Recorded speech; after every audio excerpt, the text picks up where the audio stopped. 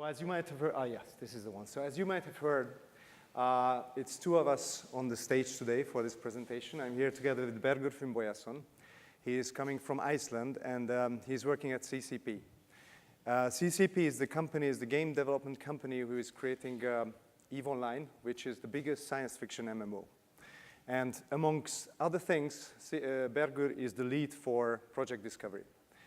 And me, I am Attila Szantner. I'm the CEO and co-founder of a small Swiss startup called Massively Multiplayer Online Science. And since we are the guys who are standing between you and your lunch, I thought that we should find an interesting topic which could catch the already draining attention at this time of day. So I thought I would talk about exoplanets.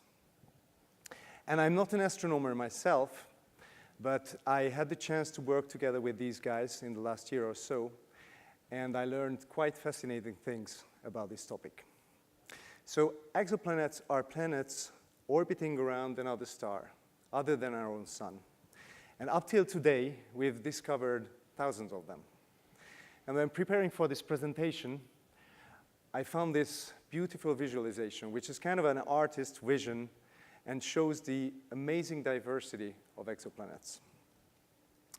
Also, you might have seen in the news earlier this year that NASA announced that they discovered the TRAPPIST-1 system. This is a solar system consisting of 7 Earth-like planets, and many of them are in the habitable zone.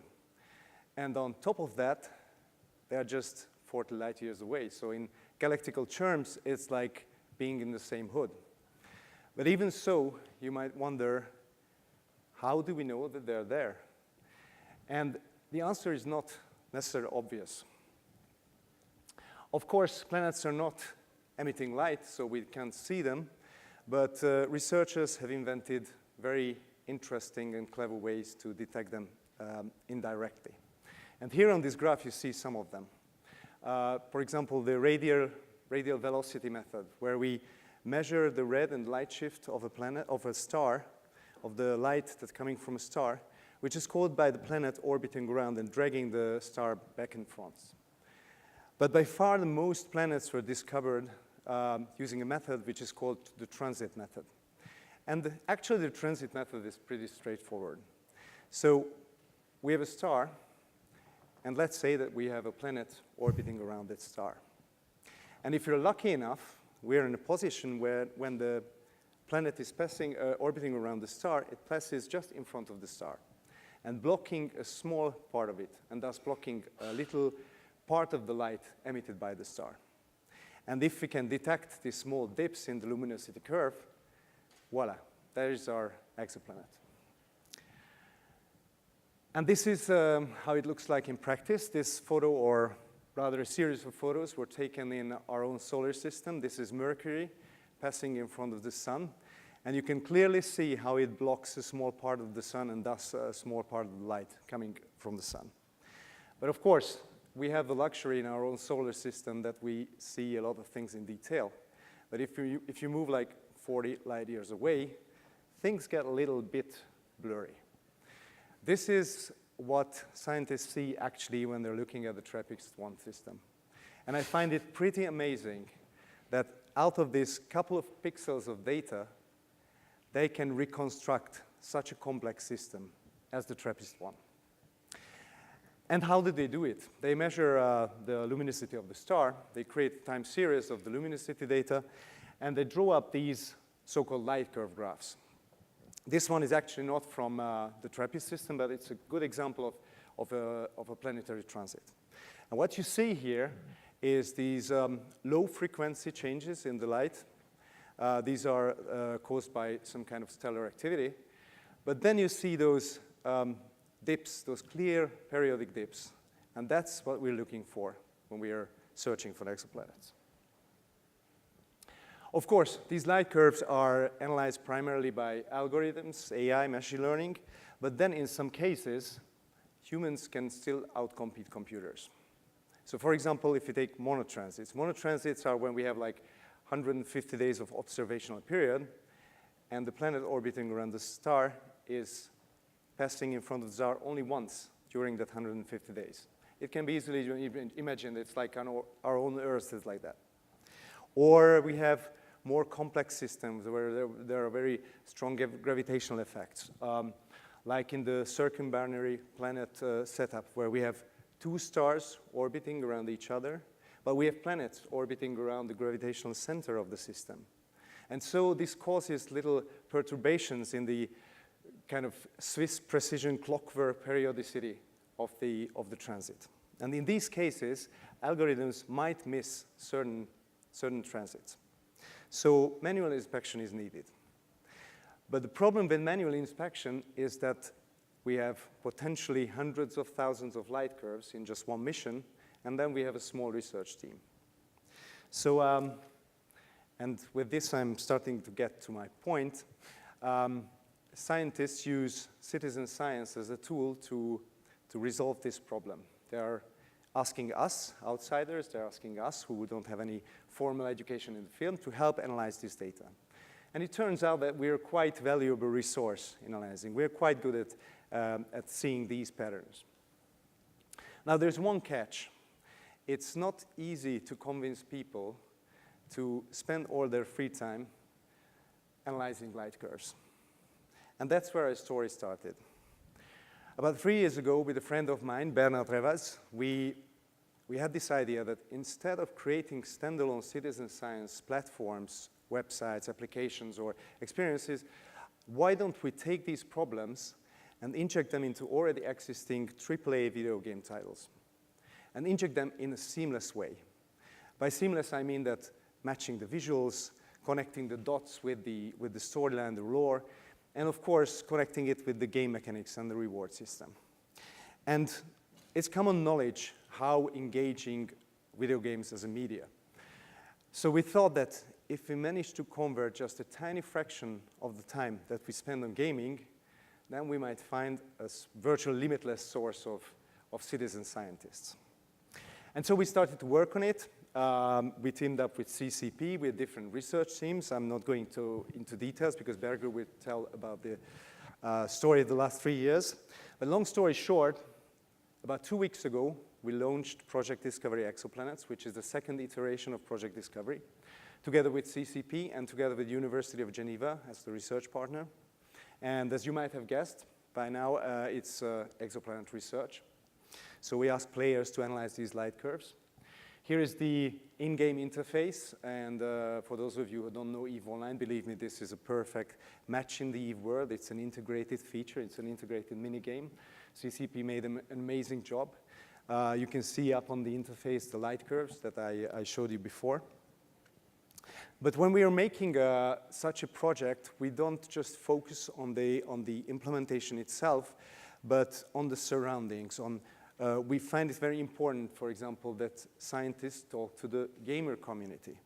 So this year at FanFest, which is the annual gamer convention of EVE Online, where thousands of players are coming to Reykjavik for 3 days of talks and demos and fun, we had the honor to welcome Michel Mayor, and he came to Reykjavik and had a 1-hour talk about exoplanet research. Now, Michel Mayor is the researcher who found the first exoplanet. So many people every year say that he should get the Nobel Prize for that. And I think that message that a scientist of that caliber is coming to a gaming conference, talking to gamers about this project, I think it's a very strong one. This photo was published in Ars Technica. I love this one. This was taken at FanFest. And on one side, you see a very well-known EVE player. His in-game name is Max Singularity. He is also known as the Space Pope. And in real life, actually, he's working at NASA at the Jet Propulsion Laboratory, and he is discussing Project Discovery with Michel Mayor. Also, we had really nice responses from players. Here you see some of the emotionally charged comments on YouTube under Michel Mayor's presentation. And it's a very important part of the project as players are active, they're creating content, they're creating wiki pages, tutorials, and so on and so on. Also, we get really nice articles about the project. This one was actually published the same day when NASA announced the TRAPPIST-1 system, the discovery of the TRAPPIST-1 system, so it was a perfect timing. And of course, we're very happy for these articles, but I think it's very important also because these articles are published many times in non-gaming magazine. Independent is not a gaming magazine. So it's talking to the outside world about how video games can actually change the world, how video games can serve something good in the real world. This is what we're all working on in this room. And finally, I wanted to show you this graph. Whoever works in citizen science know that this challenge of user engagement is one of the biggest in citizen science. So this is the first days of activity in Project Discovery Exoplanets. 10 years ago, there was a citizen science project which was launched in Oxford. It was called Galaxy Zoo. And it raised the bar of activity on a very, very high level. They had a nice coverage in BBC, and in the first 10 days, they had around 8 million classifications of galaxies. This happened exactly 10 years ago. So in July the 11th, when we launched this feature, actually the research team in Oxford was celebrating the 10 years of Galaxy Zoo. And it was quite amazing to see in Project Discovery that after 10 years, EVE players managed to challenge this amazing achievement. And so in the first 10 days, we had more than, or almost 11 million classifications submitted to the system. And in the first 5 or 6 days, we always reached the all-time high of 1,500 classifications per minute, which is was just mind-blowing. So this was my part, and please welcome Bergur on the stage.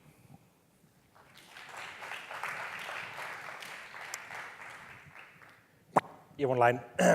Hey all, my name is Bergur Finnbogason, and I'm a senior development manager at CCP Games in Reykjavik. And I primarily work on EVE Online. For those of you who don't know EVE Online is a single-shot, massively multiplayer game, massively multiplayer online game, which means that hundreds of thousands of people fight over power and wealth on a single server in a big parallel universe to our universe called New Eden. In EVE, players, EVE is a sandbox game, so players, that means that we don't necessarily have a set storyline, but we allow the players to write their own stories. So you might ask yourself, why would an established product like EVE Online take on something like Project Discovery or Citizen Science? EVE just turned 14 years old, steady growth and a popular AAA game. But I think the first reason why is that we're all huge science buffs. We absolutely love science. We make science fiction and we live and breathe science. For me, this project, this project here is very important. This is like probably 1998, SETI at home, if you don't know it. Me and my best friend would sit over his old computer and we would watch this line tick up, analyzing audio data from extraterrestrial activity in space. We would role play the search for aliens, play XCOM Apocalypse to be ready when they would come and we could fight them. But the problem with this thing here is that you would just turn on your modem and you would watch this line go past, and there was no interactivity. It was just looking and role playing. So when Attila approached us, all of a sudden, there was something that kind of clicked. Oh my God, we can actually connect these two things: this searching for aliens and shooting aliens. How can we make one out of that? Which leads to kind of the second reason why we took on this project, and that's this is a super interesting game design challenge. How do you bring serious science into a science fiction or fiction universe, and also how do you just as a profession and as an industry, how do we allow other people's content to enter our game without us really having any control over it, which is a kind of a fun from a production point of view. And we also believe that this is a step towards something much bigger and much more important, way bigger and more important than EVE Online. But to actually integrate science into a AAA game. Like, how do you do it? We actually set ourselves some rules, and somehow my pictures didn't show up, so you will just have to imagine, and I will try to reenact what I'm about to tell you.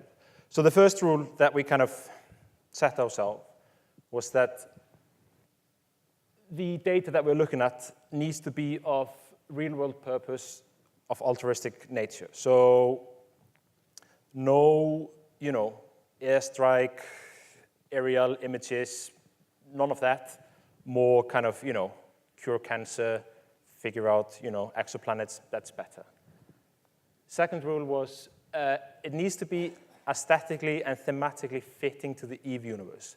So we didn't want any we didn't want our players to be looking at giraffes or zebras in the Saharas, because that does not make sense thousands of years from now in space.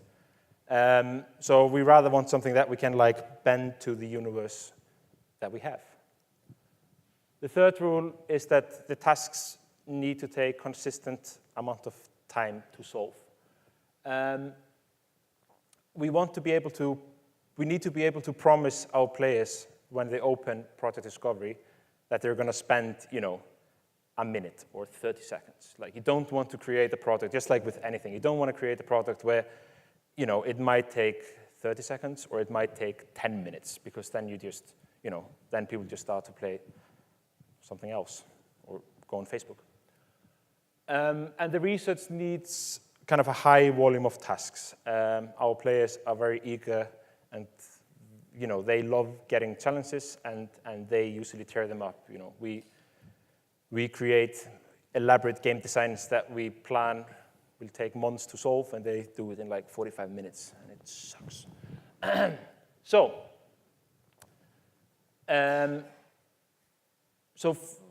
When we rolled out the first iteration of Project Discovery just over a year ago, this is so new, and there were so many unknowns, so we really wanted to get a very contained data set, something we could easily manage in a way. What we wanted to kind of test out with the initial data set is that we wanted to test if we could make a fun and engaging game within our game. But secondly, we also, there was a huge logistical unknown. Everything from just technical unknowns, like how in the world do you run servers, and how do you poke holes in our firewalls, all the way to incredibly complicated legal issues that we could have long talks, and you could all have a beautiful sleep over. Let's not talk about those. So with that in mind, that kind of led us to these beautiful little guys. What you are looking at here is actually these beautiful microscopic images of proteins from the Human Protein Atlas in Stockholm, Sweden. The task at hand was to take their subcellular protein atlas and organize the proteins in these microscopic shots into 20-odd some categories. It's quite hard. They've been trying to figure out kind of algorithms to do it, but it needs kind of a human input. And with a data set of around 250,000 images, we felt that this was a really good kind of project to kick things off. In the universe, you're actually working for this woman here, Professor Lundberg. She has called upon Capsuleers to help with research on the mysterious drifter alien race in EVE. It's a very dangerous new alien race that people don't really know much about, and they are desperately wanting to know and dig deeper. One of the issues one of the interesting things here is that we managed to, so we have this kind of thematic in game, and we have this scientific problem. So in a way, we tried really hard to kind of, we don't want to break immersion. When you come into Project Discovery, you should be able to be, in your game. We don't want to pull you out of EVE. So, yeah. initial data set was around 250,000 images, and we estimated around 2 to 3 months to reach first full consensus of the project. We were terribly wrong. Our players actually managed to solve this issue in 3 weeks, making up a couple of really, really long nights of trying to scramble how in the world should we solve this? Like, we should not turn it down. We've spent marketing budgets, and it sucks if we spend our marketing budgets for 3 weeks. So, but it was actually kind of a blessing in disguise. What we did is we basically reran the data set. It's that big that people are not going to see the same image twice. So we managed to harden the data and the product with basically running a consensus on the consensus. And now we should get a next slide. Yeah. So reached multiple consensuses on the first project, learned a whole heap of new, super interesting things. Like Attila was saying, we actually launched the second phase of product discovery 2 weeks ago. So yeah, exoplanets, much closer to home. You know, this is a project. This is like the dream project. This is, you know, play EVE Online, and you go and you find exoplanets. It's perfection.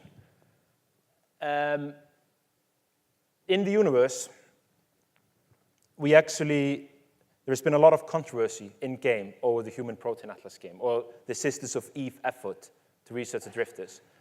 And the biggest controversy is actually that Sisters of Eve have been leaking technology to capsuleers, to the players.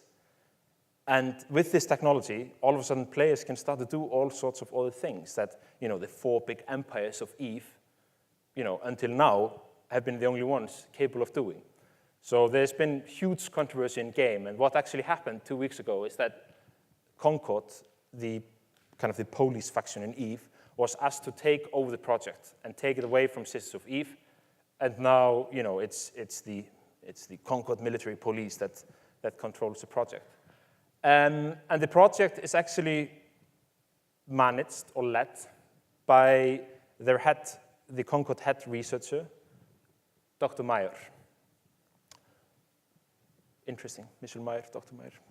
Connection? I don't know. So how does the game work? So this is the interface that you see, and on that interface you get a light curve.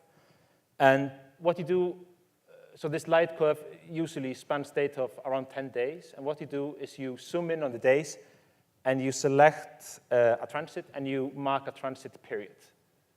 You then zoom out, and you kind of scroll through and scroll over, and you make sure that the transit period you marked is actually matches up. You then fold the data, so you basically fold the curve on itself. You tweak it with like tuning dials, and you match the curve on top of each other. When you've done that, which I'm almost done, confirm, you submit your analysis, and that analysis is run by all of the other analysis. And then you claim your rewards. So a relatively short and simple game. The issue, though, that we're dealing with here is that exoplanets are extremely rare, and there are really few exoplanets known. I mean, the first one is found in like 94 or something, 95, and there are only around 4,000 or 5,000 known exoplanets, and we have like thousands or hundreds at least of researchers working on this actively. So how do you create a game where players are basically looking at nothing? They're just looking at data that contains no information. And how do you make it fun and engaging and get people to play it a lot? And one of the key things that we kind of, we wanted to provide to the players at least, is that we wanted to allow players to kind of create this notion of mastery. We want to create masters of exoplanet hunting. And we do that by giving them awesome tools and awesome levers to fine-tune things, to zoom in and out, to visualize what they're doing. You mark transits, and you get an exoplanet orbiting the sun. These little, we missed them. I'm sorry. oh, yeah, these little dials on the right or left corner here where you can like mark extra things that you find. But what we also do is we inject the data set with data that we've already solved. So we call that the gold standard data. And there are two reasons for doing that. First is, for people to actually see data, interesting data, to find exoplanets. But we also do it to figure out people's accuracy and their competence. So here you can see gold standard data that someone has marked the wrong transit, and that's the red is where you marked, and you get like the yellow, that was the correct transit. It seems that we learned a lot from the first project discovery, and we actually managed to run into a lot of the issues that we knew that would probably happen in our first rollout. So the rollout of the exoplanet was incredibly smooth. Very minor technical issues, so almost no downtime, which is awesome when you have online games. Our players seem to really love hunting for planets. We had around 4.5 million classifications in the first 3 days, and then furthermore, like Attila was saying, around 10.8 million in the first 10 days. And that's a lot of searching. We are actively listening to our community, and EVE is mostly about the community. The game is more like a canvas for people to tell their stories and play their game. So we're actively listening to our community, gathering feedback, showing up to conferences and player gatherings and adjusting, fixing, and changing, the experience.